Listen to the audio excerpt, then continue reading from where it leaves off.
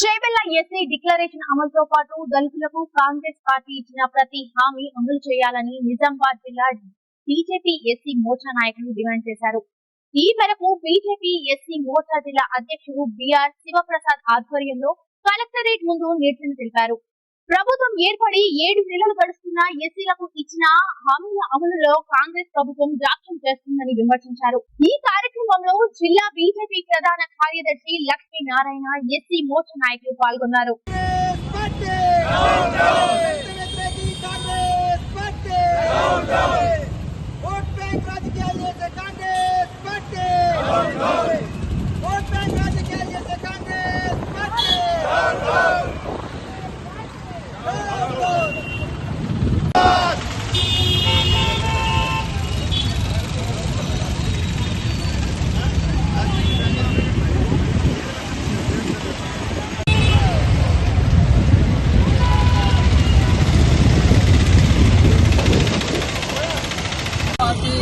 SC Morcha రాష్ట్ర శాఖ పిలుపు మేరకు రేవంత్ రెడ్డి గారిని ముఖ్యంగా రాష్ట్ర ప్రభుత్వం యొక్క దిష్టిబొమ్మ తగలబెట్టడం జరిగింది.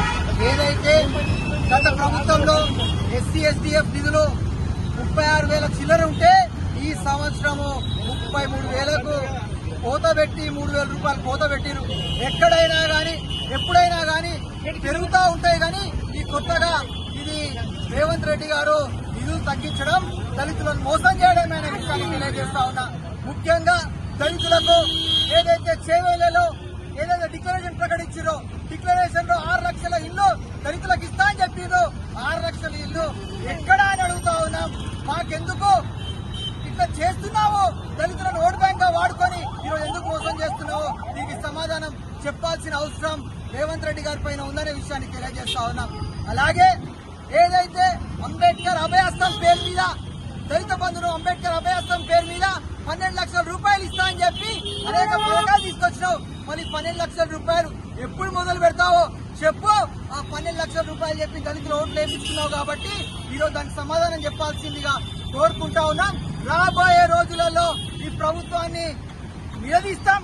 దళితుల పక్షాన భారతీయ జనతా పార్టీ కొట్లాడుతుందనే విషయాన్ని తెలియజేస్తూ భారత్ మాతాకి జై.